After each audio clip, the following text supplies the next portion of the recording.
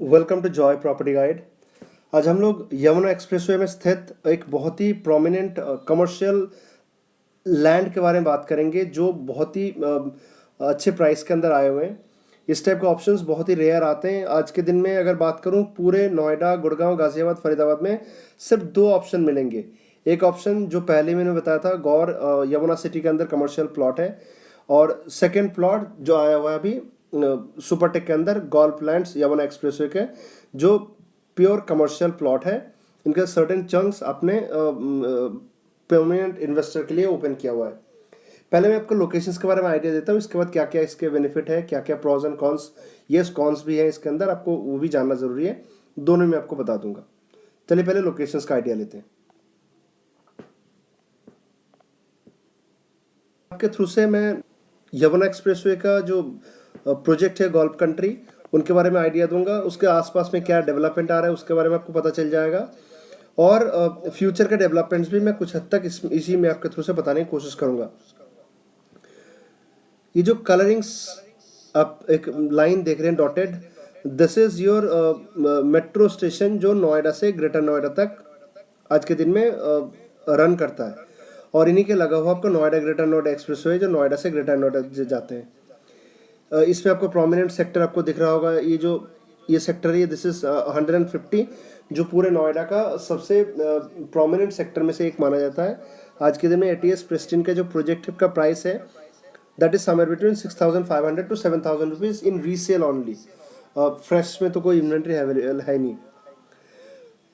अब इसी रोड से आप थोड़ा आगे जाएंगे, जाने के बाद ही लेफ्ट साइड पे आपको एक लेफ्ट में तरफ से टर्न दिखेगा जो आपको यमुना एक्सप्रेसवे में पहुंचा देता है, और आपको इसमें बहुत बड़े एक बोर्ड दिख जाता है, वेलकम टू यमुना एक्सप्रेसवे, जो ग्रेटर नोएडा से यमुना एक्सप्रेसवे के मतलब ग्रेटर नोएडा से आगरा तक पहुंचाता है। इसी रोड से आप लेफ्ट साइड में आप देखेंगे बहुत सारे रेसिडेंशियल कॉलोनी आज के दिन में बसा हुआ है, जैसे जजेस कॉलोनी, आपका बहुत सारे जो रेसिडेंशियल प्रोजेक्ट है, AWHO का जो सोसाइटीज़ हैं वो बना हुआ है।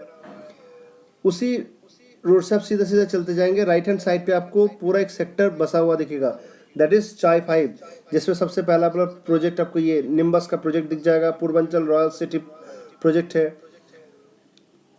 इसी रोड से आप चलते जाएंगे, लेफ्ट के राइट दोनों तरफ के प्रोजेक्ट दिखेगा। ये प्रोजेक्ट से थोड़ा और जाने के बाद आपको इस लोकेशन का सबसे खूबसूरत जो जगह नज़ारे जिसको देखने को मौका मिलता है वो है F1 ट्रैक। और इस F1 ट्रैक जो बना हुआ है, इसमें कई सारे आपका गेम्स भी हो चुके हैं।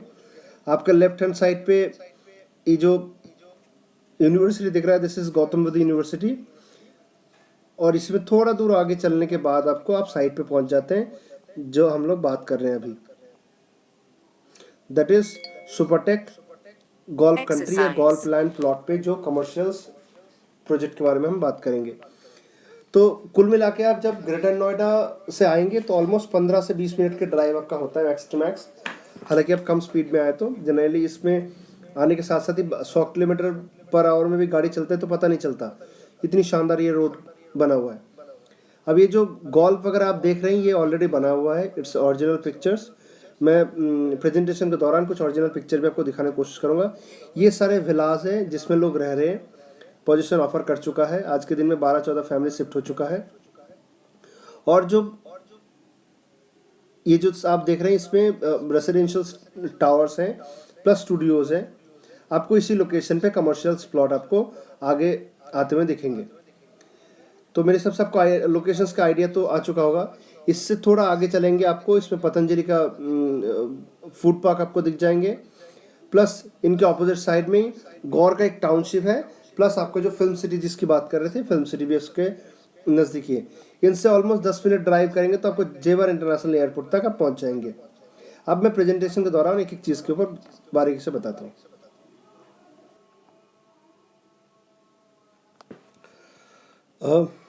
ये इसका कुछ यूपी रेरा का नंबर है, बेसिकली टाउनशिप है। तो टाउनशिप में आपको कौन सा प्रोजेक्ट किस स्टेज में है, कब तक डिलीवरी आएगा, तो ये सारे रेरा नंबर आप चेक कर सकते हैं।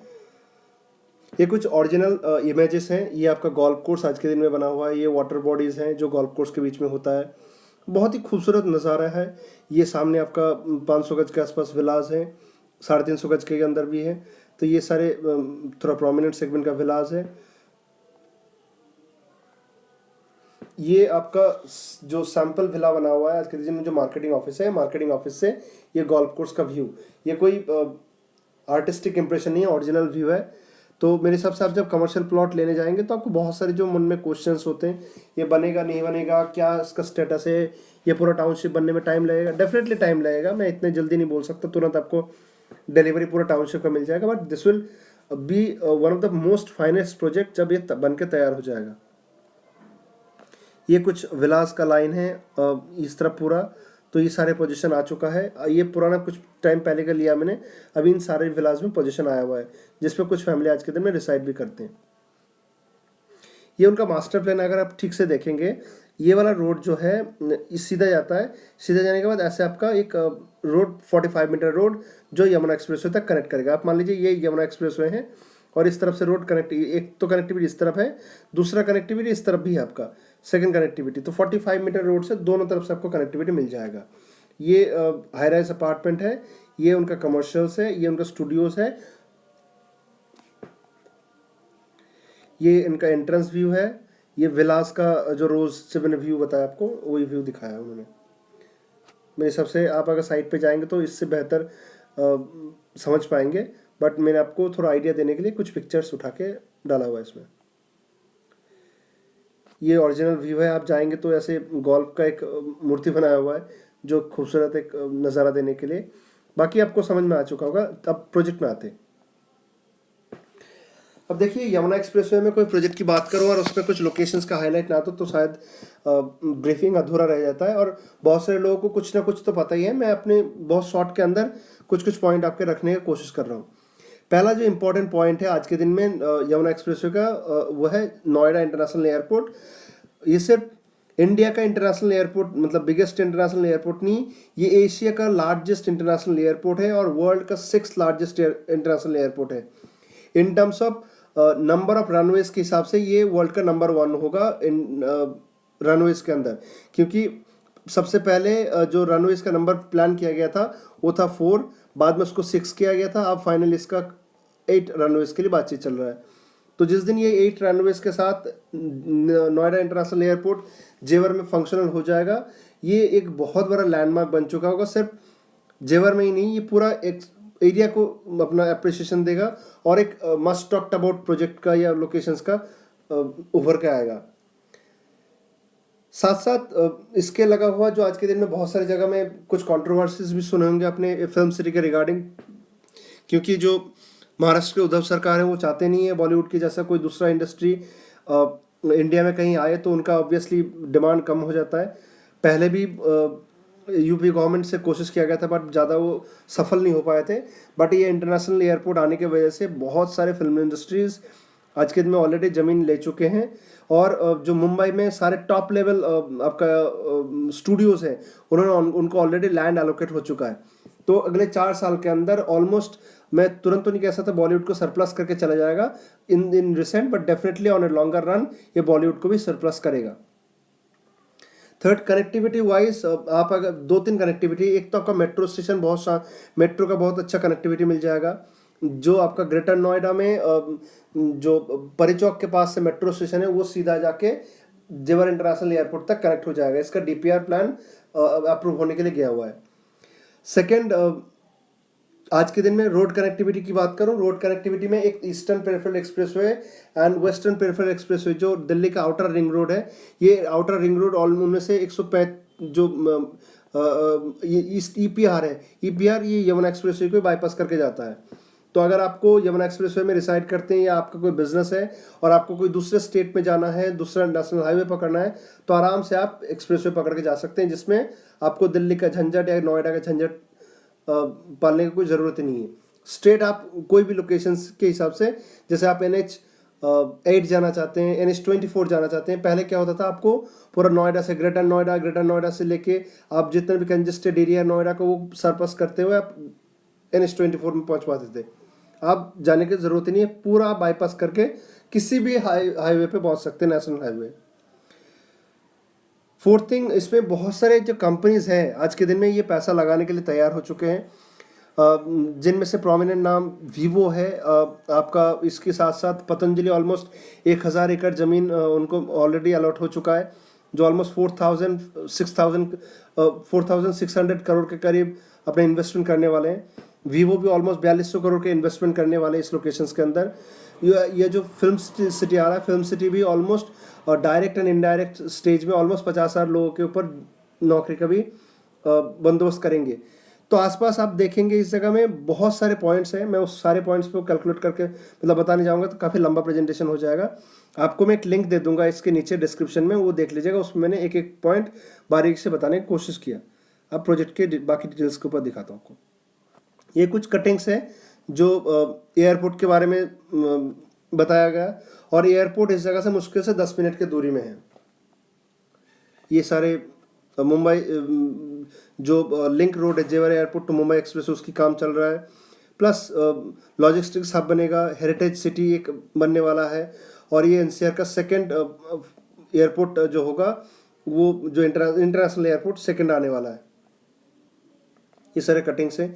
इसे 5,000 करोड़ के निवेश और 25,000 युवाओं को मिलेगा रोजगार, क्योंकि सेक्टर 7 में जो कंपनीज को ऑलरेडी जमीन एक्वायर मतलब दे चुके हैं ऑलमोस्ट 455 कंपनीज को, उन 455 कंपनीज को इसी शर्त पे दिया गया था, या उनको जो इंसेंटिव तभी मुहैया किया जाएगा जब उनका काम 3 साल से 4 साल के अंदर पूरा कंप्लीट होकर आ जाएगा। मतलब उसमें ऑलरेडी काम स्टार्ट हो जाएगा और लोग उसमें जॉब करना शुरू करेंगे, क्योंकि एक सिटी को बसाने के लिए या एक सिटी को उस लेवल पे लेके जाने के लिए जॉब्स के क्रिएट होना बहुत ज़रूरी है, जो यूपी गवर्नमेंट का मोस्ट प्रायोरिटी है। ये लोकेशन के बारे में मैंने बता ही दिया, प्लस ये जो एयरपोर्ट के बारे में वो दिखा रहे थे, ये है, ये गूगल मैप का है। इसमें भी और कुछ पॉइंट्स हैं। मोनोरेल एक है, जो मोनोरेल आपका यमुना एक्सप्रेस तक कनेक्ट हो जाएगा। सबसे इम्पोर्टेंट पॉइंट क्या है, जब ये पहला फेज में जो आपका बुलेट ट्रेन है वो मुंबई टू अहमदाबाद है, सेकेंड फेज में जो आने वाला है दिल्ली टू वाराणसी है, जो न्यू अशोकनगर से लेके वाराणसी तक कनेक्ट करेगा। तो इसमें दो स्टॉपेज मिलेगा। एक तो अशोकनगर से छोड़ने के बाद 145 जो सेक्टर है नोएडा में, उसमें आपको एक पहला हॉल्ट है, सेकंड जेवर इंटरनेशनल एयरपोर्ट के पास है। तो ये एक बहुत बड़ा प्लस पॉइंट आपको मिल जाता है। प्लस 650 एकड़ का IT tech zone park already allot हो चुका है।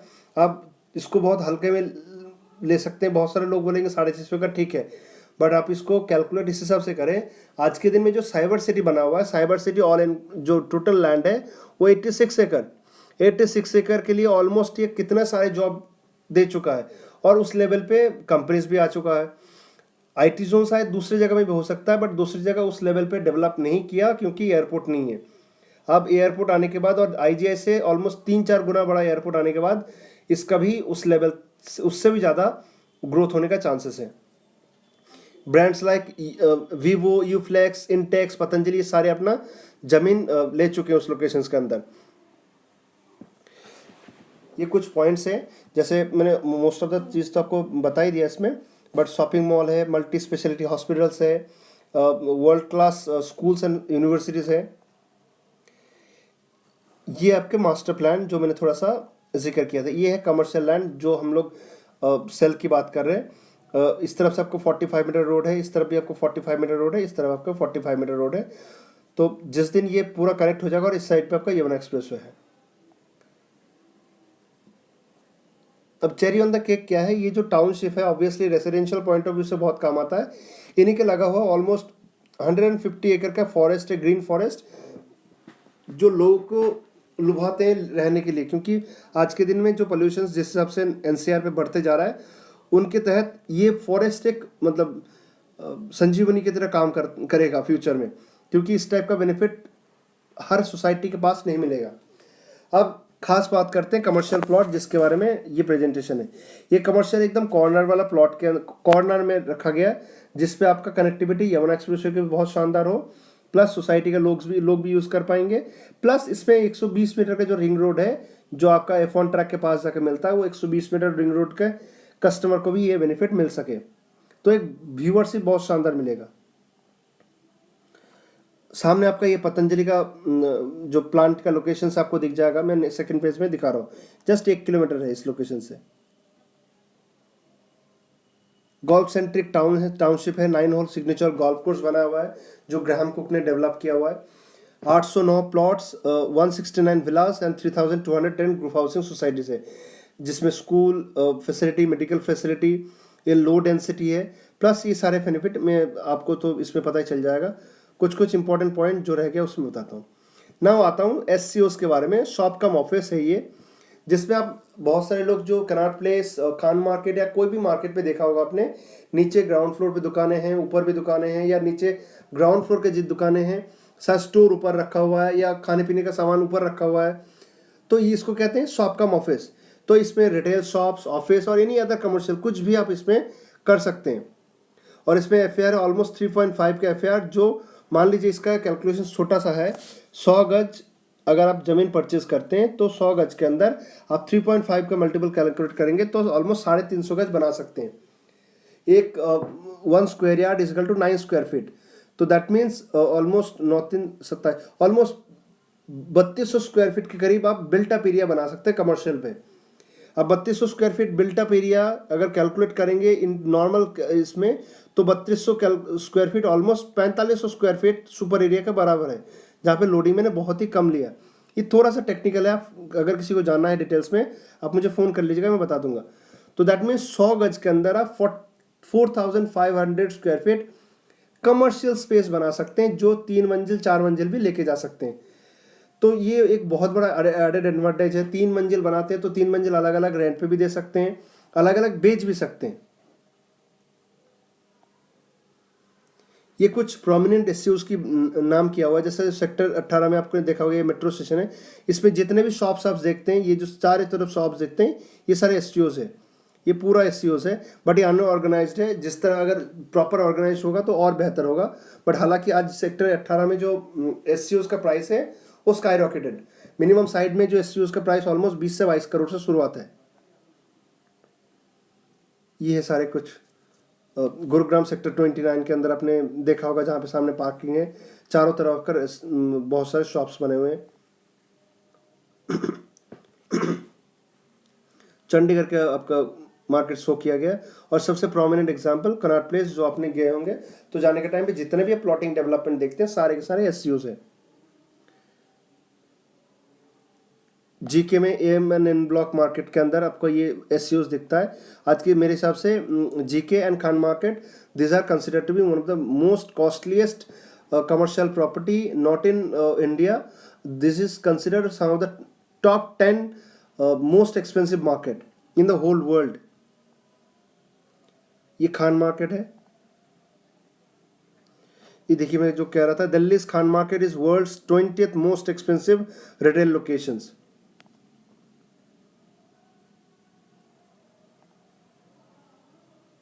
अब लिमिटेड एडिशंस जो मैं बात कर रहा था कमर्शियल्स, इसमें आपको कमर्शियल्स का लैंड मिल जाएंगे। ये जो पूरा बना हुआ है इसमें आप अपनी सबसे डेवलप कर सकते हैं। डेवलपर भी आपको असिस्ट करेगा बिल्डिंग फाइनेंस मतलब डिज़ाइन के अंदर। ये कुछ प्लॉटिंग नंबर है, जैसे आप कोई भी प्लॉटिंग लेते हैं तो उस हिसाब से आपको प्लॉटिंग का नंबर दिया गया। ये 3.5 टाइम्स FAR जो थोड़ी देर पहले मैंने बताया, जितना आप प्लॉट परचेज करते हैं उससे 3.5 गुना ज़्यादा आप बना सकते हैं, जो जनरली रेसिडेंशियल में मैक्स टू मैक्स बहुत ही कम होता है, 1.5 के बराबर होता है। तो आप अगर 100 गज लैंड परचेज कर रहे हैं वो ऑलमोस्ट 350 गज के बराबर है।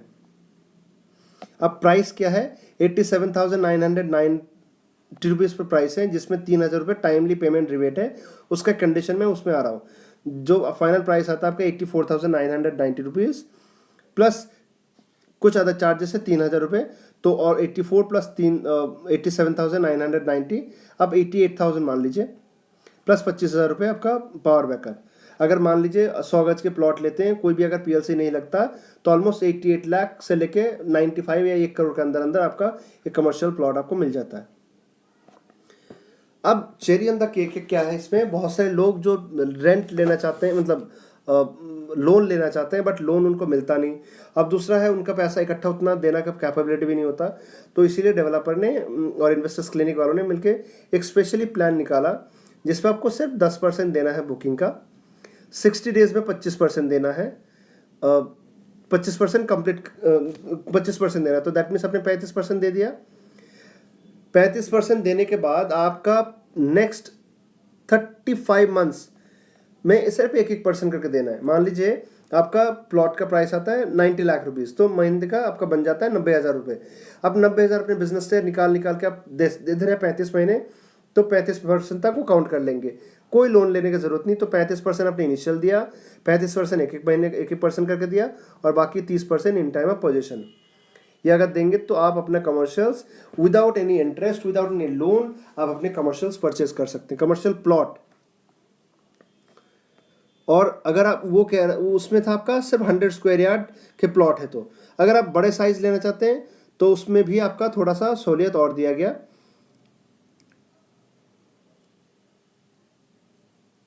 ये आपका पेमेंट प्लान है। कोई अगर 40-60 या 50-50 पेमेंट प्लान लेना चाहते हैं, उनके पास थोड़ा ज़्यादा अमाउंट पड़ा हुआ है, वो इस झंझट में नहीं जाना चाहता है, तो उनके लिए डायरेक्टली ये पेमेंट प्लान है। ये सुपरटेक टाउनशिप प्रोजेक्ट्स के लिमिटेड के नाम पे चेक बनेगा। मेरे सबसे सारे डिटेल्स आपको मिल चुका होगा, आपको इसी प्रेजेंटेशन के दौरान नंबर मिल जाएंगे। अगर आपको कोई जानकारी लेना हो तो आप ले सकते हैं। बट क्लोज करने से पहले एक बता दूं, जनरली कोई भी लोकेशंस में जो प्रॉपर्टी का प्राइस अप्रिशिएट करता है वो डिमांड एंड सप्लाई की वजह से। आज के दिन में अगर रेजिडेंशियल सोसाइटी की बात करूँ, बहुत सारे हैं। अगर रिटेल शॉप्स की बात करूँ, ढेर सारे मिलेंगे आपको। वाइस वर्सा शॉप, हर चीज़ का आपका बहुत सारे इन नंबर्स मिल जाते हैं। बट इस टाइप का कमर्शियल प्लॉट पूरे नोएडा, गुड़गांव, गाजियाबाद, फरीदाबाद में कहीं नहीं मिलेगा आपको। सिर्फ 2 लोकेशंस है। एक है आपका गौर यमुना सिटी, जिसके अंदर प्लॉटिंग का जो 93.29 स्क्वायर यार्ड प्लॉट 1,27,00,000 का आता है, और ये वाला प्लॉट ऑल इंक्लूसिव 1 करोड़ का आसपास आएगा। ऑब्वियसली दोनों का प्रॉज एंड कॉन्स है। इसमें नेगेटिव पॉइंट क्या क्या है मैं थोड़ा ये बता देता हूँ, क्योंकि बहुत सारे लोग बताएंगे नहीं। नेगेटिव पॉइंट ये है, आज के दिन में अगर आप कमर्शियल्स लेना चाहते हैं और आपके पास फंड कम है और मैनेज भी नहीं कर सकते, तो आप मत जाइए इस जगह में। सेकेंड, अगर आप लोन की ज़रूरत है, आप चाहते हैं मेरा जो 30% 35% पैसा है उसमें लोन मिल जाए, जो डेवलपर बिल्कुल रिस्क नहीं लेगा, आप उस तरफ गलती मत करें। थर्ड थिंग, आप कह रहे हैं आपने प्लॉट ले लिया और 1 साल के बाद, बहुत सारे लोग बोलेंगे 1 साल के बाद बेच के निकल जाएगा अच्छा खासा प्रॉफिट। बिल्कुल मत करिए। अगर आपका कैपेबिलिटी ऑलमोस्ट 4 साल होल्डिंग का, तभी जाए, क्योंकि इस टाइप का चीज़ ऑब्वियसली एक टाइम लगता है। बट जिस दिन ये उभर के आते हैं सारे, मान लीजिए पूरे विलास में लोग शिफ्ट होंगे, चारों तरफ का डेवलपमेंट आ चुका होगा, उस टाइम तक पतंजलि अपना प्लांट शुरू कर चुका होगा, या वीवो ने अपना प्लांट शुरू कर चुका होगा, या आज से मैं 4-5 साल की बात कर रहा हूँ। इसके साथ साथ एयरपोर्ट में आपका फ्लाइट लैंड हो चुकी होंगी। तो ये जो डेवलपमेंट जब दिख जाएगा ना आसपास में, तो इसके प्राइस कहाँ से कहाँ पहुँचेगा वो कोई नहीं बता सकता। आज के दिन में IGI के बगल में जो एरो सिटी है, या जो आपका धौलाकुआं के लगा हुआ कमर्शियल प्लॉट है, उसका कोई पर्टिकुलर प्राइस नहीं है। जो वो पहले तो मिलता नहीं, और अगर मिलता भी है तो वो मुंह मांगे प्राइस मिलता है उसमें। बाकी सारे ठीक है। अगर आपको कोई इन्फॉर्मेशन चाहिए होगा तब दिए हुए नंबर पर कॉल कर सकते हैं। We will be happy to help you. Thank you.